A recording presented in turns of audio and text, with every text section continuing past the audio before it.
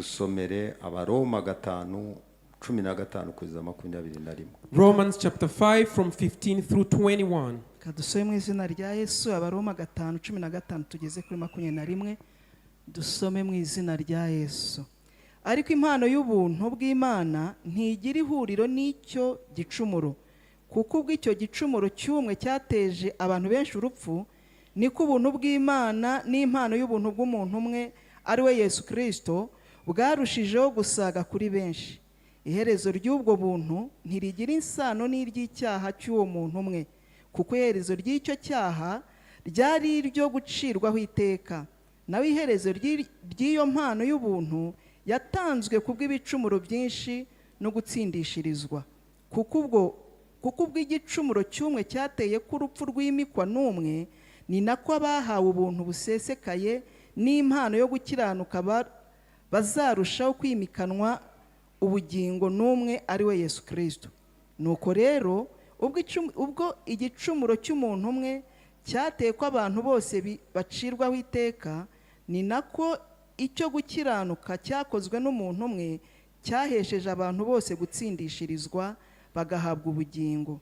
Kandi nk'uko kutumvira Imana k'umuntu umwe kwateye ko abenshi baba abanyabyaha, niko no kuyumvira kumwe kuzatera ko abenshi baba abakiranutsi. Ariko amategeko yaziye hanyuma kugira ngo ibyaha bigwire, nyamara aho ibyo byaha byagwiriye niho n'ubuntu bwarushijeho gusaga, kugira ngo nk'uko ibyaha byimitswe n'urupfu aba ari nako n'ubuntu bwimikwa no gukiranuka buduhesha ubugingo buhoraho ku bwa Yesu Kristo umwami wacu. Amen. Reka twikirize ngo amen. Let's all say amen. Nshuti bene data mwubura amaso, Brethren, look at me as we discuss the word of mubumbe na God. Bibiliya zanyu tuganira ijambo ry'Imana. You may close your Bible as we discuss the word of God. Isi imaze igihe kitari gito The world has been for a long time ihuye n'icyorezo. having encountered such an epidemic. Isi ya Gikristo niyo mvuga. The Christian world is the world that I'm talking about today. Imaze ibinyejana bitari bike It's been centuries and over centuries ihuye n'icyorezo, encountered an epidemic. kandi icyo cyorezo And that epidemic cyamaze gufata abantu benshi, has affected numerous people ku buryo abo twibwiraga ko ari abantu b'Imana to the extent the people that we thought were people of God, ubu basanga baramaze kurambarara, now they have backslidden. batazize ikindi Not because of any other thing, ahubwo bazize iki cyorezo tugiye kuvuga. but due to this epidemic we're about to elaborate on. Icyo cyorezo bacyitiriye ubuntu. So that epidemic is grace. Ni icyorezo cyitiriwe ngo ubuntu butangaje. It is the abundant grace buhesha abantu agakiza. that gives salvation to men.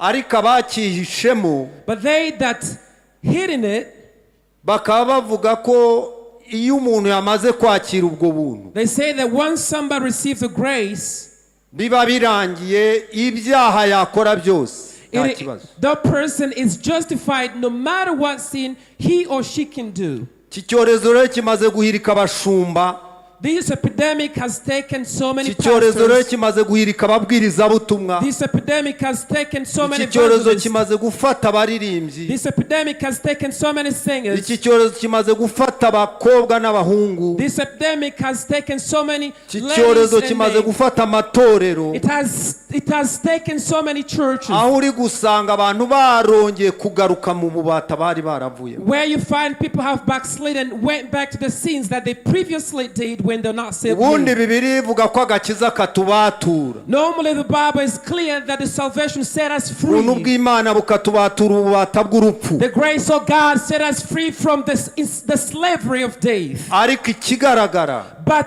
obviously, iki cyorezo gitumye abantu basubirayo. This epidemic has taken so many people back into slavery. Natumwe gutanga urukingo muri iteraniro. I've been sent to give an answer to Senga this. Imana natumwe gutanga urukingo muri iteraniro. I've been sent to give an answer to this, a clarification Ndatanga to this. urukingo muri iteraniro kandi urwakira. I want to give a clarification and I pray that you receive Urukingo it. gusa ndatanga n'umuti muri iteraniro. And I shall also give a cure in this Uwarwaye service. uwanduye arakira mu izina rya Yesu. They that have been affected, they will be healed in the name of Jesus. Lift up your hands for the Almighty God. Uru rwandiko Pawulo yandikiye abakristo b'i Roma The epistle that Paul brought to the Christians in Rome, ruri mu nzandiko ndende yanditse. it is one of the lengthy epistles that the Apostle Paul wrote. Rungana n'urw'Abakorinto ba mbere.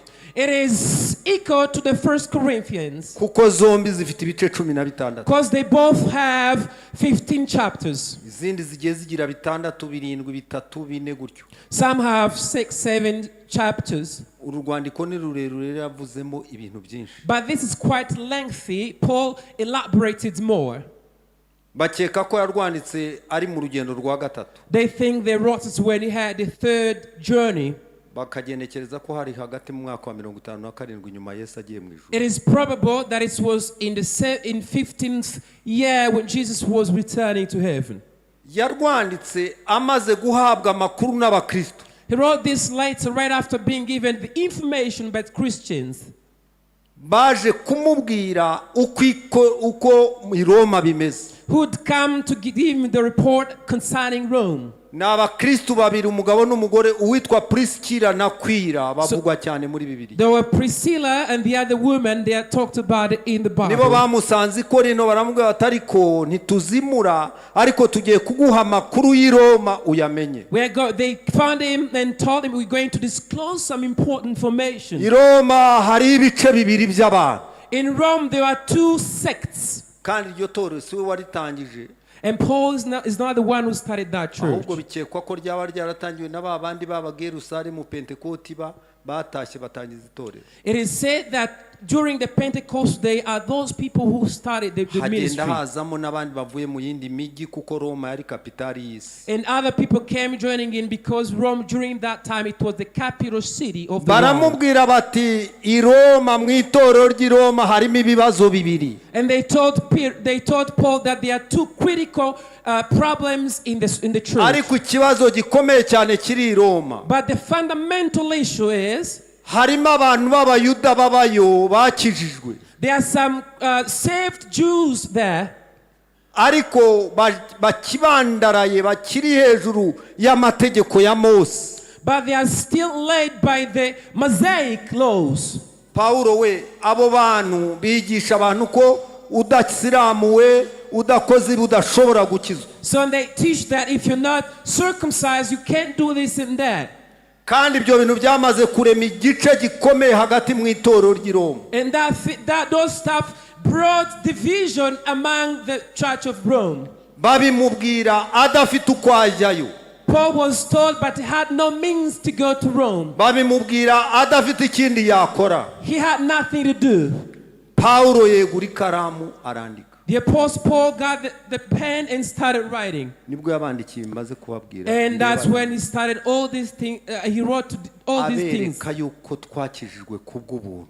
Showing him that we were saved by grace and grace only. Nkebukira mwene se umbwire ngo twakijijwe kubw'ubuntu. Tell your neighbor that we've been saved by grace and grace Agakiza only. twagahawe kubw'ubuntu. We were given salvation by grace. Iri jambo ubuntu muri uru rwandiko ryanditswe inshuro 21. This word in this epistle is written 21 times. Hafi buri gice cyose kirimo ubuntu. Aha dusomye rivugwamo inshuro 6.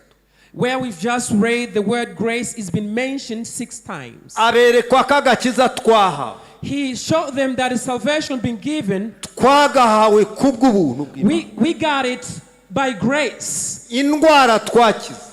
The disease that we were healed of, twazikize kubw'ubuntu. they were healed because of grace. Ubuntu bwose dufite muri iyi si. All the graces that we have in this world, byose twabiherewe ubuntu. they were given to us free of charge. Imbabazi z'Imana twazigiriwe kubw'ubuntu. The godly mercy, we had it by the muri ibyo grace. yaravuze ngo ubuntu bw'Imana butangaje The singer said, the abundant nibwo grace. bwankuyeho imigozi. It is the one that broke the chain. Aravuga ngo ariko byavuye se kuki? And he said, why Arambura is this? amaboko aravuga ngo byavuye ku gushaka kw'Imana He yonyine, lifted by hands. It is only kugira by ngo the ngire will of God. ubusinzi nawe ukire ubusambanyi n'ubusinzi. So that I may be set free from Byaturutse ku buntu fornication. bw'Imana, It is by the grace of God. byaturutse ku mbabazi It came z'Imana. from the mercy of Muzamure God. amaboko tuhe Lift up your icyubahiro. hands and let us give glory to the Almighty Ineza God. wagiriwe The grace was shown. ntabwo yari igukwiriye. You did not deserve it. Imbabazi Imana yakugiriye The mercy God showed ntabwo you. wari uzikwiriye na gato. You did not deserve it. Urukundo Imana yagukunze The love that God gave ntabwo to you. rwari rugukwiriye, You were ahubwo undeserved. Imana yarakurebye But God saw you. maze imbabazi zayo And then His mercy zitera kukugirira ubuntu. made Him love you. Zamura amaboko uyikomera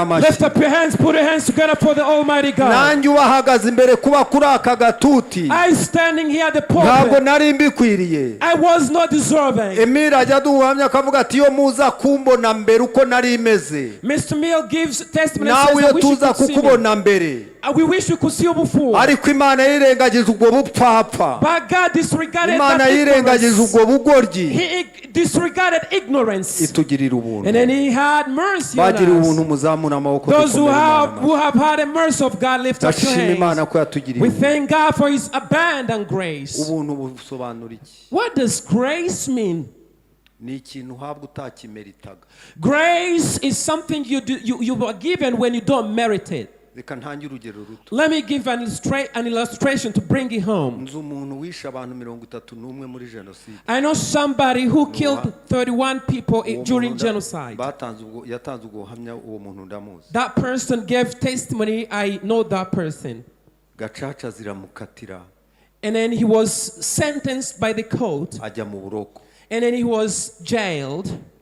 Igihe nyakubahwa perezida wa repubulika yatangaga imbabazi, And then when the president gave the mercy, nawe arirega yemera icyaha. and then he was guilty and he accepted that he did Amaze something kwemera wrong. icyaha igihano cye barakigabanya And then when he accepted that he did ndetse something wrong, bakimukuraho. then the sentence was taken away from him. Umugabo arataha And that person was sent back home. ajya mu bandi banyarwanda. And then he was released and become Uyu a munsi normal citizen. arakora, yateye n'imbere. Now he's a normal citizen. He works like any other person. Icyo yakorewe What he received, ntabwo yari agikwiriye. he was undeserving. Yagombaga kugwa mu buroko agaheramo. He was supposed to rot in the jail. Yewe ndetse uretse ko u Rwanda rwakoye igihano cyo kwica, nawe yagombaga gupfa agapfa nk'uko yishe abandi. He was even supposed to be sentenced to death, but he was given grace. Ariko umukuru w'igihugu But His mu Excellency, bubasha ahabwa n'amategeko, in his authority, mu bubasha ahabwa n'itegeko nshinga, in his authority by the Constitution, ubuntu yagiriye abo bantu bose during that time of grace, n'imbabazi yagiriye abo bantu bose, the mercies that He showed to those, abatabikwiriye bagiriwe ubuntu. the undeserved received the grace. Bavandimwe twicaye imbere y'Imana, Brethren sitting right here, yewe ubahagaze imbere, I standing right before you, n'aba bose nawe ubwawe, and everybody else right here. ntabwo twari dukwiye kugira icyo tuvuga imbere y'Imana. We were undeserving to say anything before the Lord. Yesaya aravuga ngo nibyo twagerageje kwiremaremaho ngo dukiranuke, Isaiah said, even everything we did to be ngo righteous, byagaragaraga imbere yayo nk'ubushwambagara. it looked nothing at all. Kwa kwifata neza imbere mu kiliziya, Trying to behave as much as we kwa can. kundi kose wigiraga n'amasengesho n'amasakaramentu wahabwaga, Prayers, sacrament, everything you are given in byose church. byari ubusa imbere y'Imana. All those things were futile Kuko in the imbere sight of the y'Imana Lord. wagombaga gupfa uzize ibyaha byawe. Because before the Lord you are supposed to be condemned because Imbere of your y'Imana sins. yagombaga gupfa nanjye nzize ibyaha byanjye. You are supposed to be condemned to death due Ariko to your ubuntu sins. bw'Imana n'imbabazi But the zayo, abundant grace and mercy of ariko the urukundo Lord, rw'Imana n'ineza igira, His love and His love, ingirira ubuntu His mercy. Hallelujah, Glory to the hallelujah. Almighty God. Ingirira He imbabazi, had mercy and compassion on me. iranyemera, He accepted nawe me. He irakwemera. accepted you as Twese well. He yaratwemeye. accepted all of Abatari us. bakwiye bari inkozi z'ibibi. Those who are Ubuntu notorious. bwawe buradutwikira. His mercy covered Nta us. kindi irebyeho. Not looking at any other thing. Maze tugiriye imbabazi tubona agakiza. And he had mercy on us who was saved Zamura by grace. haleluya niba unyumva.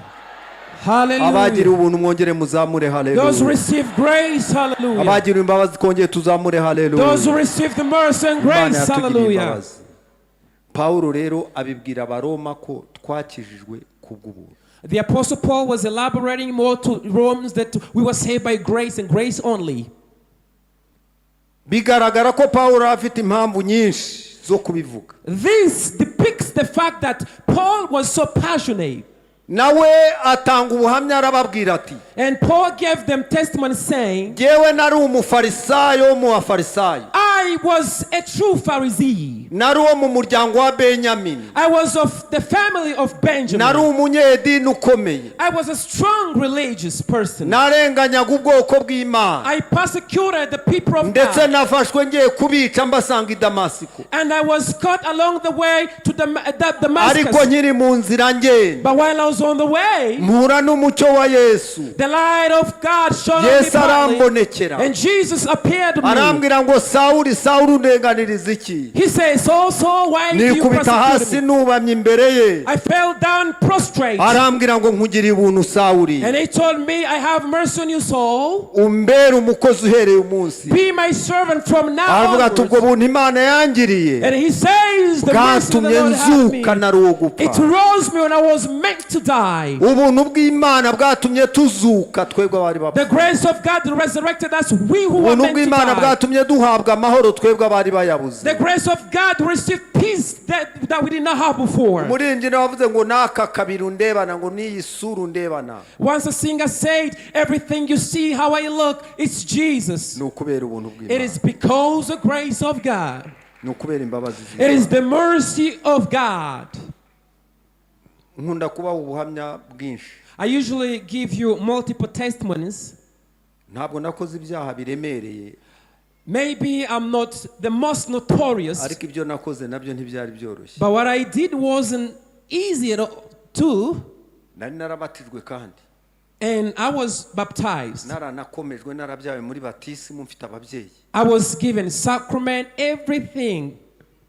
Gitondo umugoroba umwe But one ordinary evening, tujya guterura umukobwa w'abandi. we went to abduct a certain lady. Nari n'umuhungu witwa Kayibanda, I was with a friend of mine called Kaibanda. turagambana dukora gahunda yo kumuterura. Then we conspired and said, well, let's take this lady away. Turatera nyine kandi duterura umukobwa w'umupasiteri, umuvugabutumwa w'itorero ry'abangirikani. And that lady was for a great preacher. Turikamufura ibikoti, We camouflaged with our coat, turagenda. and then we went. Tugezeyo, When we got there, uwo mukobwa yari afite mukuru we w'umujandarume. the lady had her brother was a soldier. Ntitwamenya ko ahari. We had no Yari clue that he igikobwa was there. cy'igisore cy'ikijandarume. It was a giant lady in the army. Ariko njyewe ndakenga, ngenda mfite amakenga. But I was curious. I was a little Mbwira cautious. Kayibanda ntiwavanze genda kora intervention. I told Kaibanda, please move forward, then I'll be behind you watching everything, right? Wowe wavanze genda kora intervention. You just advance, then I will intervene if needs be. Kayibanda aravanze. Kaibanda moved forward. Nanjye ngenda inyuma ariko nikandagiye ngendesha amano. Then I was tiptoeing right behind him. Agize ngo arinjira mu muryango. Soon as he set his foot Wa on the mukobwa door, w'umujandarume baramufashe.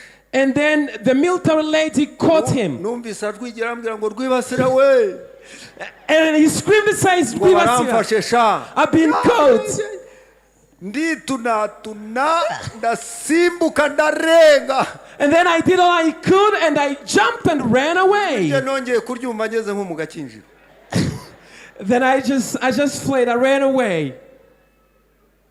Aferi biratangiye, avuga uwo bari kumwe, ibintu bibaye bibi. And then he started explaining the person he was with, you know, things got worse. bwira mwene so ngo nawe ibyo wakoze nubwo utarabivuga ariko nawe. Tell your neighbor, even though no one knows about you, but if you say, you know, it will be something else. twabikoraga twavuye mu masakaramentu. And we'll do that right after the given the sacrament. twari Eucharistia. We will do that after having done all the religious things. We would do it though we were in church. But I was rescued from that horrible situation. However, Imana yirengagije ayo mafuti yo. God disregarded all those Imana yirengagije ubwo bubi bwose. God disregarded all those evil Indambura ikiganza cyayingirira ubuntu. And he shown to me and I'm Indambura ikiganza cyayingirira imbabazi. And he's still showing mercy. Ubu ndashima umusaraba. I pride in the cross. Ubu ndashima yamba nziza. I boast in the ariko cross. cyane But more especially, Rwibasira. Hallelujah. Ndashima umwami Yesu. I thank Jesus Christ. Wangiriye ubuntu. He who showed mercy and grace on me. Mwese mwongere muzamura amaboko. Those who are shown grace by God, lift up your hands. mumushimo. Lift up, hallelujah. The Apostle Paul was elaborating that they were saved by grace. But later on, he told them something of paramount importance.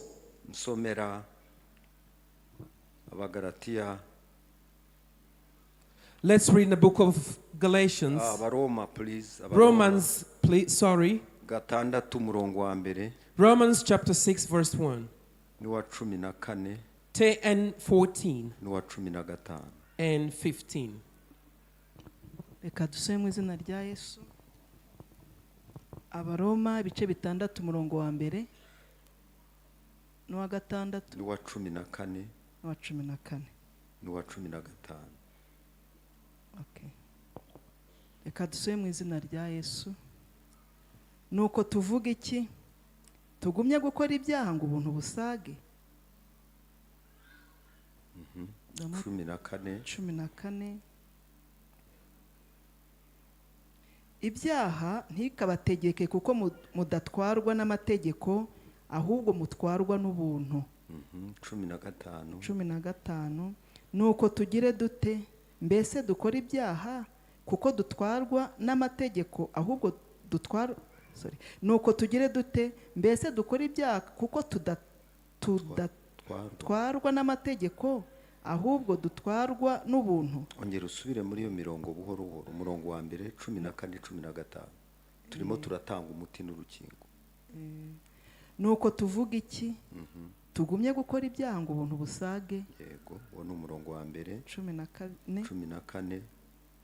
Ibyaha ntibikabategeke kuko mudatwarwa n'amategeko ahubwo mutwarwa n'ubuntu. 15. Nuko tugire dute? Mbese dukora ibyaha kuko tudatwarwa n'amategeko ahubwo dutwarwa n'ubuntu. Paulo atanga impuguro. The Apostle Paul is exalting people. Abwira abaroma tumva. And he's telling the Romans, listen to me carefully. Imana yabagiriye ubuntu koko. Truly God had grace on you. Ariko baroma mwe. But you Romans, muririnde ntabwo ubwo bunari urwaho. Be careful, don't abuse this grace. And he says, if truly we've been saved, if grace had been bestowed on us, imagine if I backslide and do the same thing that I used to do back in the day. I told you I would drink and I would even taste the beer.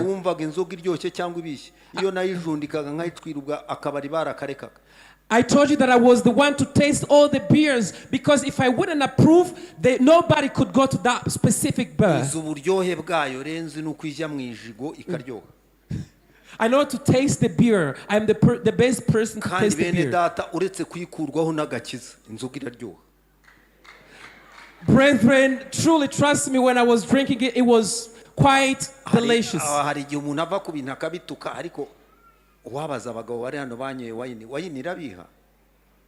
many who've taken wine, is it sour? iraryoha rwose. Is wine sour, bitter? No, it's delicious. It's tasty. ariko ubuntu twagiriwe, But the grace that was bestowed agakiza on Imana us, yaduhaye, the salvation the Lord bestowed on us, kayiduteruyeho turayihorera, we left it. kayiduteyeho tuyitera umugongo, We left it. We turned our back n'ibindi on it. byaha byaturyoheraga twabiteye umugongo, And other sins that we turagenda liked, twese twiroha mu buntu bw'Imana. we all immersed ourselves into the Abiroshye grace mu of buntu God. bw'Imana bavuge ngo haleluya. Those who immerse themselves in the grace of Imana God, hallelujah. yaraduteruye itujabura mu bibindi by'inzoga. God lifted us and got us from the pots of Haleluya, beer. haleluya. Hallelujah. Imaze kutujabura mu bibindi by'inzoga, When He got us out of the pot of the beers, iragenda ituroha mu gakiza mu buntu bwayo. and then He immersed us into grace, abundant grace. Iratubwira ngo guhera uyu munsi And He said, from today ndababyaye onwards, muri abana banjye, I've given birth to you, you're my muzababera own. kuko ndi uwe, You shall be holy, shall fire. muzankorera kuko You mbahamagaye, shall serve me because I've called muzagendana you. nanjye iminsi yose. You'll walk with me all days. Nimumbwire nongere mvaha, Shall I leave this grace? nsubira. Shall I backslide and go back? Iyi nyigisho itamba, iyi nyigisho iri gukwira mu isi yose, This teaching of grace that is widespread, yabanje mu Baroma, it once started in Romans. irimo irakura abantu aho bari bageze, It is taking people from where they'd reached ikabasubiza mu bubata. and take them back into slavery. Mbwira mwene so ngo ntuzasubire mu bubata. Tell your neighbor, do not allow to go back into slavery. Hari akarimbo twakunda kuririmba ngo Mwegiputa sinzasubirayo, abariyo manu.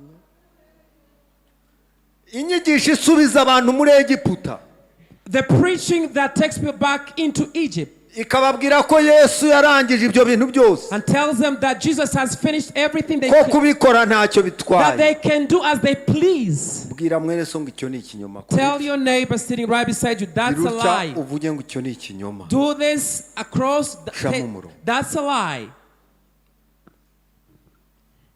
Bibiliya igaragaza ukuri. The Bible is clear and shows the truth. Yohana intumwa ya Kristo John, the one of the Jesus disciple, abyemera atyo. that's why he believes. Gice cya mbere, Yohana wa mbere umurongo wa 8 kugeza ku 9. 1 John chapter 1 from verse 8 to 9. Urwandiko rwa mbere rwa Yohana 1 John gice cya mbere umurongo wa 8 kugeza ku 9. chapter 1 verse 8 through 9. Ikadusome mu izina rya Yesu. Yohana wa mbere igice cya mbere murongo wa 8 n'uwa 9. Tuvusome mu izina rya Yesu. Nituvuga yuko ari nta cyaha dufite, tuba twishutse, kuko ukuri kuba kutari muri twe. Ariko nitwatura ibyaha byacu, niyo yo kwizerwa, kandi ikiranukira kutubabarira ibyaha byacu no kutwezaho gukiranirwa kose. Ukuri kwa Bibiliya bene data, The truth of the Bible, brethren, kugaragaza ko umukristo it shows that a Christian or believer ashobora gucumura nyuma yuko akizwa, can still sin after salvation. ariko akaba yakwatura akababarira. Nonetheless, when he or she confesses, can be Uko forgiven. ni ukuri udashobora guhanaguraho n'akantu na gato. That is the truth that you cannot change. Nicyo cyatumye Yohana avuga ati bana bato, That's why John said, you little children, umuntu niyishuka niyavuga ko nta cyaha afite aba yishutse. if somebody claims that doesn't have any sin, you deceive yourself. You Ariko deceive yourself. nitwatura ibyaha byacu, But if we confess our sins, niyo yo kwizera he is faithful kandi kiranukira kutubabarira and just and truly will no forgive us, kutwezaho ibyaha byacu. and to purify us from our unrighteousness. Uku ni ukuri kutanyeganyega. And that is truth. Iyo umuntu ahakana rero ko kwatura kutakibaho, When somebody say confession is nothing, aba yikuraho Imana yamushyize, this person is getting himself out of where God put him, akagenda kongera akitereka mu ntango z'inzoga. and then they go and immerse themselves into the beer again. Aba yimutse aho Imana yamushyize, They are moving from where God put them akagenda kongera akitereka hagati y'abagore, and place themselves into akongera prostitution. agasubira uko yari ari. And they backslide and become Umwanditsi like umwe the way they yaravuze were. ngo akamera nka ya ngurube ngo yari yuhagiwe ikongera igasubira kwigaragura. One author said it's like a pig that was cleaned, but again it went back to its vomit. Ndagira ngo niba hari aho wahuriye n'icyo cyorezo, if you encountered that epidemic, uyu munsi ukire mu izina rya Yesu. today you receive healing in the uyu name of munsi Jesus. wiyuhagire wiboneze. I want you to purify yourself once Ukuri more. kwa Bibiliya ntiguhinduka. The biblical truth remains Ukuri kwa Bibiliya unchanging. ntiguhinduka. The biblical truth remains unchanging. Ibyo twatojwe n'abashumba, What we were trained by ibyo pastors, twatojwe n'abakozi what were b'Imana, trained by the servants of God, ko ni ukuri kutariho ivumbi. it is true and naked truth. Imana ibahe umugisha. God bless you all. Yakobo igice cya 5 umurongo wa 16. James 5:16. Yakobo nawe wumva icyo avuga. Let's see what he says. Yakobo 5:16. James 5:16. kadusome mu izina rya Yesu. Yakobo 5:16 haravuga ngo mwaturirane ibyaha byanyu kandi musabirane. Ngo iki? Mwaturirane ibyaha byanyu. Musubiremo mwese ngo iki? Mubivuge mwese ndabibasabye.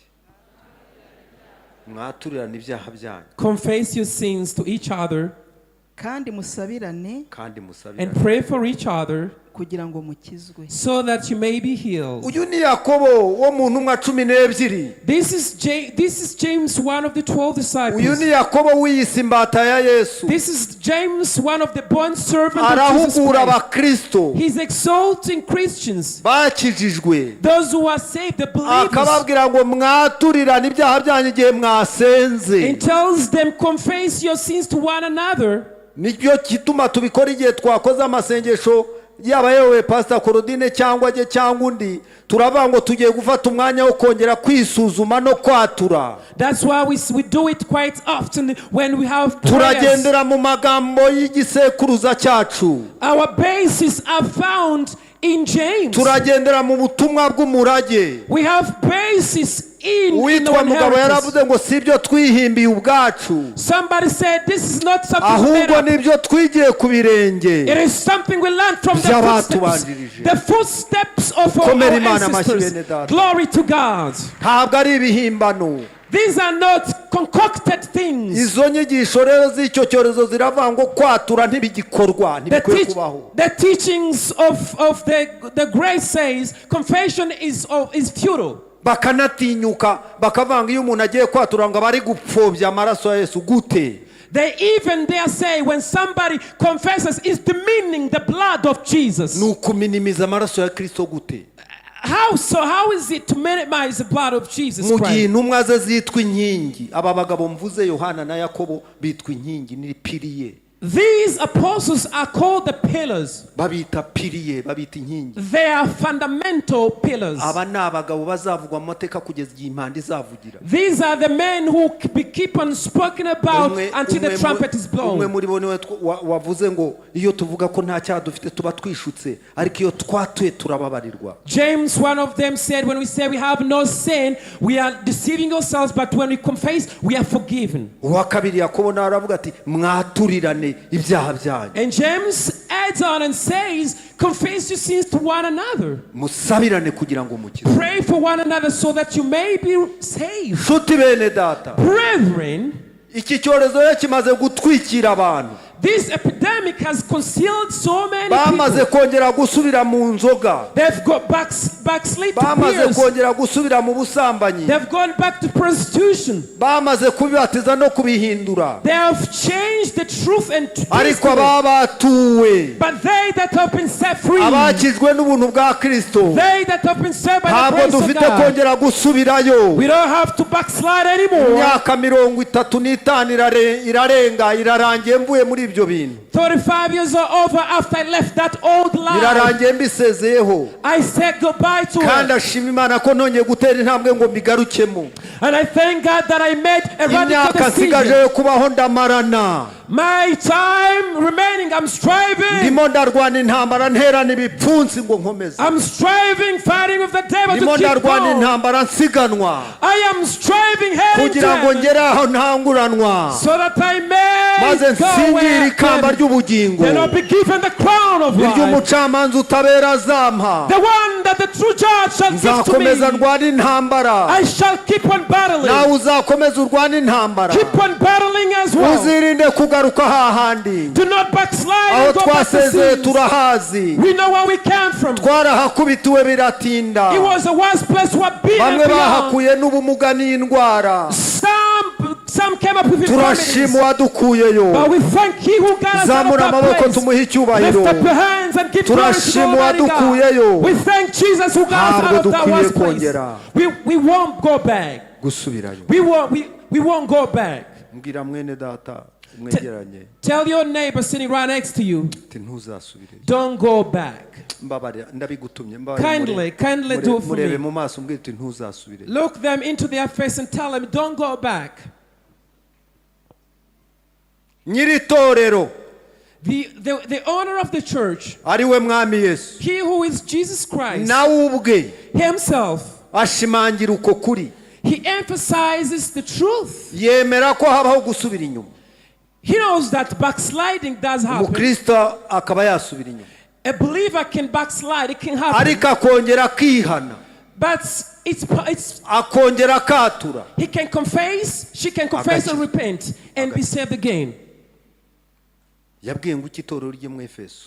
What did he say to the church of Ephesus? yabwiye Yohana ngo nyandikira iryo torero rimbwirire ngo He told John, write to this church and ufite tell him, inyenyeri ndwi he who holds the 7 stars aravuga aya magambo ngo says these words, nzi imirimo yawe, I know your works, nzi ko unkunda, I know your love, nzi ko umeze neza, I know that you are ariko true, hari icyaha nkugaya. yet there is something waretse against you. urukundo rwawe rwa mbere Efeso we. Ephesus, you left the former love. wasubiye inyuma warakonje. You backslid, now you wasubiye are cold. inyuma nta kigenda. You backslid, now you're cold. ariko ndakugira inama But I advise ongera wihane ukora imirimo nk'iya you, mbere. repent once more and do the former usabe works. rwa rukundo wahoranye. Do the same thing that you used to do in nanjye love. ngufite ikamba ry'ubugingo nzariguha. And I have a crown for you. zamura haleluya nshuti yanjye. Lift up hallelujah, brethren. uwo ni Yesu. That's Jesus speaking. aributsa itorero ryo mu Efeso ko rikwiye kongera rikagira rite He's reminding the church in Ephesus, rikihana. it needs to repent. urinde wowe ubwira abantu kutihana no kwatura. Who you telling people, stopping people from confessing? ibyo uri kwigisha uguze ibyo aribyo cyangwa warabitoraguye. Do you know what you're teaching? Where did you get it from? ni icyorezo kizerera. It is a widespread epidemic. Bibiliya ifite realite. The Bible holds the reality. kuri kwa Bibiliya nuko. The biblical truth is Asubiramo. unchangeable. mu byahishuwe 2:5 Revelations chapter 2 verse 5. hangane muhasome. Let's read it. byahishuwe 2:5. Revelations chapter 2 verse 5. kadusome mu izina rya Yesu byahishuwe 2:5. avuga ngo nuko ibuka aho wavuye ukagwa wihane. urakoze cyane pastor Sumutu gihagaze. nuko nsubiriramo. nuko wibuka aho wavuye ukagwa wihane. umva bene data Listen, brethren. Bibiliya iratubwiye ngo Yesu abwira Efeso. The Bible tells us that Jesus tells the church of Ephesus, ibuka aho wavuye ukagwa consider how far you've fallen wongere wihane. and repent. niba data buja dusubiramo ko umukristo ashobora gusubira inyuma akagwa ariko akongera kwihana, urinde wowe uri murigisha ibiki uravuga ibiki. If the master himself is telling us if you've ntukwiye gutegwa n'amatwi. ntabwo abantu bakwiye kugutega amatwi. people shouldn't listen to you. nta nubwo abantu bakwiye kukumva. People shouldn't listen to you at all. ahubwo uri umuhanuzi w'ibinyoma. Because you are a false prophet. ntabwo uri umuhanuzi. You're not a true prophet. umva nyiri itorero uko avuga. Listen what the owner of the church umva intumwa ze says. zitwa inkingi uko zivuga. Listen what the uko fundamental niko pillars kuri say. kweruye kwanditswe. That is the truth in the nshuti Bible. yanjye ndakurogoye. Brethren, I'm getting poison out of you. cira kabi, Spit that evil thing. cira kabi. Spit that evil thing. Ibyo wamize ntabwo ari byo, Why you received, you swallowed. ntabwo It's ariko not true. kuri. That's not the truth of the Bible. Mwami Yesu aravuga mu butumwa bwe The Lord says it in the ngo Bible. kandi muzamenya ukuri, It says you shall know the truth, ukuri kuzaba batura, and truth shall set you ukuri free. kuzabakura mu bibi. The truth shall take you out of Ndakumenyesha ukuri kuri slavery. iki cyumweru. I am telling the truth Akira this ukuri mu week. izina rya Yesu. Receive the truth in the Zamura name of amaboko yawe Jesus. wakira ukuri mu Lift izina up rya your Yesu. hands and receive the truth Akira of the ukuri. Bible. Receive the truth in the name of Jesus. Somera umurongo wa 16 muri icyo gice. Let's read Revelation 2:16. Ibyahishuwe 2 umurongo wa 16 kadusome mu izina rya Yesu. Nuko wihane kuko nutihana nzaza aho uri vuba, ndwanya abo mbatikura inkota yo mu kanwa kanjye. Amen. Nanone asubiramo ati nuko wihane. Yemwe bene data mureke nongere mbabwire. Brethren, let me tell you this once more. Ibyo dukora, Everything that we do, hari bamwe bamaze kuvuga bati ni ibintu ni iby'idini. there are those who say it's religious. This is all Ariko about, ntabwo ari iby'idini. this is fanatism, religious, but it's not. Uko niko kuri. But that's the truth. Usubiye mu isezerano rya kera, When you go back into the Old Testament, urasangamo amagambo akomeye cyane. you shall find such deep Iki words. kintu cyo kwihana no kongera kwatura kw'abakozi b'Imana This repentance matter of confession, bifite umurongo mu isezerano rya kera, it has its origin in the Old Testament. bikarigira mu butumwa bwiza, It has it in the good bikabigira mu gospel. nzandiko. It has it in the epistles. Bibiliya yose uko yakabaye mu bitabo 66 The whole Bible as it has 66 yemera books. ko umukristo ashobora gusubira inyuma ariko akongera kwihana It says that a Christian can backslide but then repent kandi again akatura ibyaha bye. and can confess his sins again. Ndaza no kugusaba niba nawe warongeye hari icyo waguyemo wongera ucyatura usaba Imana imbabazi irakubabarira rwose. And I will ask you to confess if there is something you did wrong Aho and musoma backslid. amakuru ya Yesaya, When you read the news of Isaiah, Yesaya mwene Mose umuhanuzi ukomeye, Isaiah, son of Moses, a great prophet. Yesaya wakomokaga ibwami kwa Uziya wari nyirarume, Isaiah who came from Uzziah. Yesaya Imana ikamutoranya, Isaiah who was selected by God. Yesaya Imana ikamugira umuhanuzi. Isaiah who was made a prophet by God. Yesaya aza kugera igihe ahura n'ibibazo, He came to a point where he encountered different challenges. amirwa n'abandi bantu atakoba ku buhanuzi, arateshuka. He was threatened by other people and then he backslid. Niko dusoma mu gice cya 6. That's what we read in chapter 6. Yesaya arateshuka. Isaiah backslid. Munsi umwe nyirarume arapfa. And then the aunt one day died. Amaze gupfa Yesaya agaruka mu rusengero. The uncle rather, when he died, he Ngo got agere back mu to church. muryango nk'aya akubise amaso kuri aritari. Then when he came to the door, when he looked at the Yerekwa pulpit, riraza riragaruka. he had a revelation. Agiye kubona intebe ndende ishyizwe hejuru. Upon seeing, he saw a very big throne. Agiye kubona igoswe n'abamarayika b'abakerubi. He saw the throne was surrounded by the cherubims. Ngo buri mumarayika wese yari afite amababa 6. And every angel had 6 wings. Ngo agiye kubona barimo baragira batya. And they were praising Ngo bavuga ngo Uwiteka arera, praising God, Uwiteka saying arera, God is holy. Uwiteka God is arera. holy. Bagenda bikiranya. They kept on saying that. Yesaya ngo yikebuke yirebe. When Isaiah looked at himself, Asanga kera iminwa yamaze guhumana. he realized that his mouth was Asanga dirty. yavuze ibigambo. He realized that his mouth was Asanga filthy. yivanze mu bitamureba. He realized that he mingled Asanga into things that were not yaracumuye. concerning him. He backslid. He had backslidden. Ahera ko aravuza induru arataka.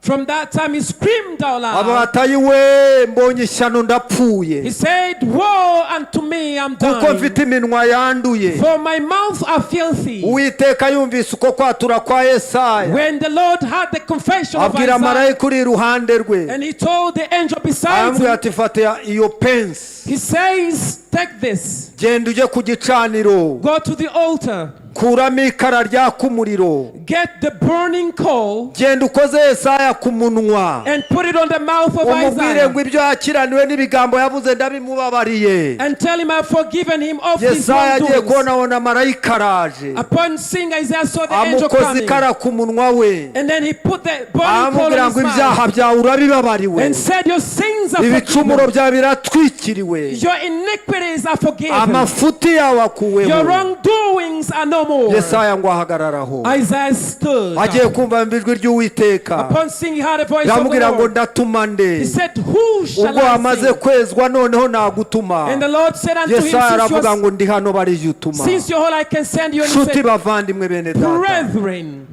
ntabwo ubuntu buduha uburenganzira bwo gukora ibyaha. grace does not permit us to keep on sinning. Nubigwa mugende wipfira ubigwemo, ariko ndakuburiye. If you keep sinning, I'm warning you, it's up to you. Nubigwa mubigwemo, ariko ndakuburiye. If you fall into that, I've told you the truth. Niba kandi waranabiguyemo, And if you've backslidden, it's possible. haracyari umwanya wo gukira. There is still time to repent. Haracyari umwanya wo gukizwa. There is still a chance to repent. Tugiye mu mwanya wo gusenga Imana. We are about to pray right now. Ushobora kwihana mu buryo bubiri. You can repent in two ways. Nababwiye umugabo witwa Simoni I told you of a man called Simon. inshuti yanjye cyane. Simon was a friend of mine. Twari ahantu turi abapasiteri, We were pastors, were somewhere twumva ijambo ry'Imana. listening to the word of God. Uko twakaryumvise twese turatsindwa. As we are listening to the word of God, we were overcome by Ryari the word ijambo of God. ry'imbaraga rikomeye cyane. It was such a powerful word of God. Twese turahaguruka tujya gupfukama. Twari abapasiteri n'abaregionali n'abareverandi. We all got up in spite of our titles and went and bowed down. Turagenda turahaguruka baradusengera. We stood up and they prayed for us. Twigishwaga n'umugabo w'umuhindi. We were being preached by an Indian Yavugaga man. icyongereza gikomeye cyane, He could speak. ariko akaba afite imbaraga nyinshi. He could speak a complicated English. But it was powerful. yaratubabaguye aratubabagura koko. He was preaching powerfully. aravuga. He spoke and spoke. Ageze ati please come, And he said, ngwino mbasengere. come, let me pray for you. Twese turahaguruka ikiriko cyakabaye. We all stood up and went. Tugezeyo turapfukama aradusengera. When reached before him, we Turangije knelt. gusengerwa, After being prayed for, dukebutse mu ntebe dusanga hasigayemo uwo mugabo mbabwiye. in the seat there was one person We remaining. yanze guhaguruka ngo azapfukame. He refused to stand up and kneel down. Uwo twari kumwe arambwira ati uyu mugabo si igikenya. And somebody told him, isn't this person suicidal? Arambwira ati uyu si wa wundi mwana wa Satani ubu.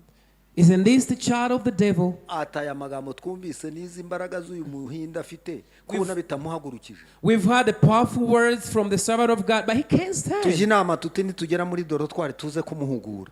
And then we said, well, once we go back where we eat from, we shall tell him, we should speak to him. Tugeze muri Dore twari rero dutangira kuganira ibyabaye. So once we reached into the dormitory, then we started discussing what Turamaza happened. tutese mwene da ubutumwa bw'uyu munsi wabwumvise. We asked him, brethren, what did you Aravuga hear? ati we ati bene da ati haleluya. And then he said, brethren, Ati hallelujah. kuva nabaho nizo nyigisho numvise zafashije umutima wanjye. Ever since I was born, I was real touched by the preaching. Mugenzi wanjye amaze atese ko zagufashe twe tugahaguruka tukagenda kadusengera we ntuzi. And then my friend asked him, if you were touched by the sermon, why didn't you stand and be prayed for like Ati us? jewe nihaniye aho narindi nicaye. And he said, I repented from where I was Ati sinning. reka mbabwire ibintu bibiri naturiye And Imana. let me tell you two things that I confess before the Ati Lord. merutse kugura ahantu n'umuntu imyaka ibishyimbo cyangwa amasaka. And he told us, let me give you a testimony. I bought some Ati uwo muntu crops. ibiro yampaye arenzaho mbibonye ndamwihona ndabitwara. And then he gave me more, and then I Ati just nafashe kept quiet. icyemezo rero gikomeye. So I made up my Nkigera mu rugo mvuye muri iki giterane. when I get back Uwo home muntu from this ndamuhamagara conference, mukubira inshuro ebyiri nk'uko Zakayo yabigenje. I shall call that person and I Kandi shall musabe give imbabazi him uko byagenze. back twofold, and I shall Ati cya apologize. kabiri. Second thing, Mugore wanjye aherutse guhaha ibyo tutavuganye aje abitetse nanga kubirya. My wife once bought things that I did not like, and when Ati she nafashe couldn't eat icyemezo it. nabyo nihanye. I also repented. Ati nzagenda mpahe jewe.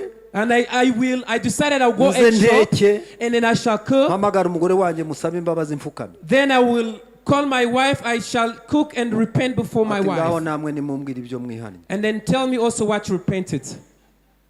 Titwabibuze.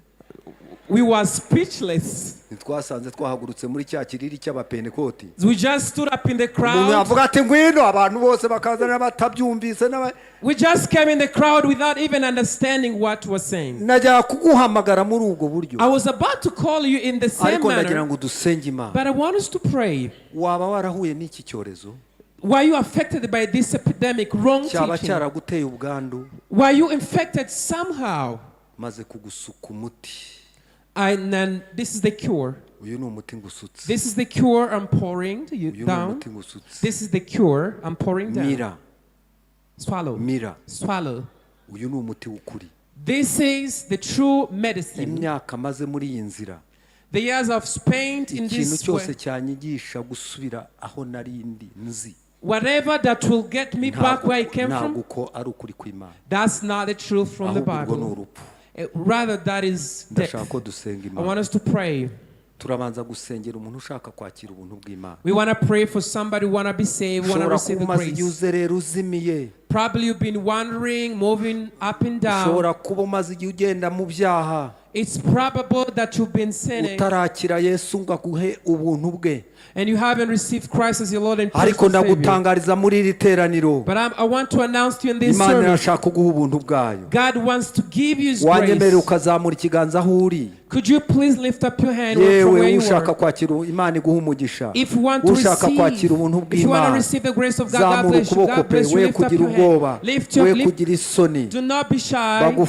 Bagufashe abaprotokole. The ushers will Maze help you. utambuke. Move Uze hano forth. tugusengere. And come, let us pray for you. Tambuka uze ngwino. Keep moving forth. Ngwino wakira ubuntu bwa Kristo. Come and receive the Ngwino abundant grace wakira of ubuntu God. bw'Imana.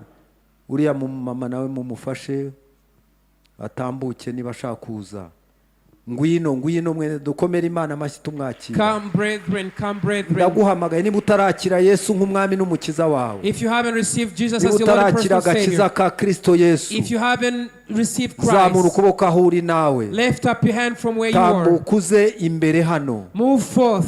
Ngwino tugusengera Imana. Come, let us pray for Ngwino you. tugufashe wakira agakiza. We're going to help you Ngwino receive the tugufashe salvation. wakira ubuntu We're going bw'Imana. to help you receive the Mu salvation. rwandiko Pawulo yandikiye Tito In the epistle that yavuze Paul ngo ubuntu wrote, bw'Imana buzanira abantu agakiza bwarabonetse. the grace that brings salvation to men has been Ndagira found. ngo niba uhari nawe utambuke If tutarasa. you're there, please come. Tugiye gusenga We're Imana. about to pray. Tugiye gusenga We're Imana. about to pray. Ndagira ngo duhaguruke twese. Kindly, let's all stand. Uyu turamusengera mu mwihariko ariko natwe duhaguruke twese. We shall pray for this Ndaza particularly, gusaba but let's all umushumba stand. aze kudusengera. I will ask Bishop to come forth and pray Niba hari with us. uwahumanye Imana imuhumanure. If you have been deceived, Mushumba murasengera abantu. Niba hari uwahumanye Imana imuhumanure. if there is somebody who's been affected Niba by hari this uwahuye epidemic, n'ubu bwandu Imana imukize. if somebody has this infection, Niba hari of, uwahuye n'iki cyorezo Imana if imutabara. somebody has been affected by this Ngewe reka epidemic, nsengere mwene data. let me pray for this Vuga brother. ngo mwami Yesu mpagaze imbere yawe. Sinzwe n'urubanza. Nemeye kukwakira.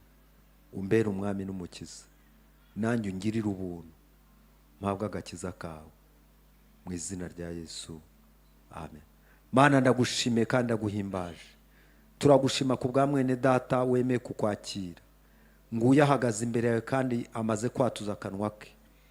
Turamusengeye ngo imbabazi zawe zimugereho. Turamusengeye ngo ubuntu bwawe bumugereho. Mubabare ibyaha yakoze byose. Mubabare gukiranirwa kwe kose. Kandi winjire mu mutima we. Mubere umwami n'umukiza w'ubugingo bwe. Urakoze data. Ibyaha yakoze ubimubabarire. Mazina yawe yandike mu gitabo cy'ubugingo. Tugukomeye amashyi tugushimira mu izina rya Yesu. Amen.